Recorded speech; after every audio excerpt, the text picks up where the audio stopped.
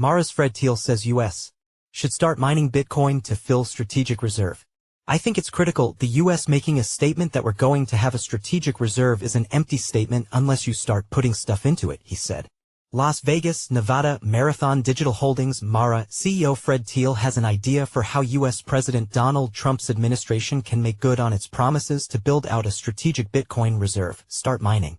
Speaking on a panel at Bitcoin 2025 in Las Vegas on Tuesday, Thiel said that the U.S. government has many potential ways to generate Bitcoin to fill the strategic Bitcoin reserve that would adhere to the budget-neutral acquisition strategy laid out in Trump's March executive order, including using excess hydroenergy to mine Bitcoin domestically.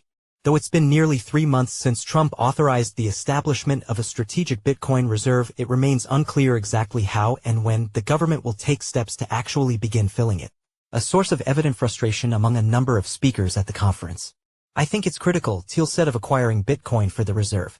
The U.S. making a statement that we're going to have a strategic reserve is an empty statement unless you start putting stuff into it. At this point, the reserve is supposed to hold all of the Bitcoin that has been seized by the government in civil and criminal forfeitures, estimated to be approximately 200,000 Bitcoins.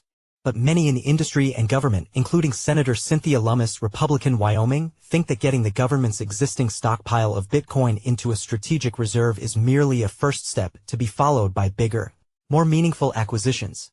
In March, Lummis reintroduced legislation, the so-called Bitcoin Act of 2025, aimed at codifying Trump's plans for a strategic Bitcoin reserve. Under Lummis' plan, after getting all of the forfeited Bitcoin into the reserve, the U.S. government would spend the next 2 to 5 years converting a portion of its gold certificates into Bitcoin. We have enough assets in underperforming assets that we can get 5% of the world's Bitcoin without spending a single dime, Lummis said. However, Lummis acknowledged that it's unlikely that any real movement on the Bitcoin Act, or more broadly, taking any significant steps to fill the strategic reserve with anything other than forfeited assets, will come before Congress works its way through stablecoin and market structure legislation. It's going to be a heavier lift than I thought because so many people don't understand Bitcoin, Lummis said. On the news team at CoinDesk, Cheyenne focuses on crypto regulation and crime.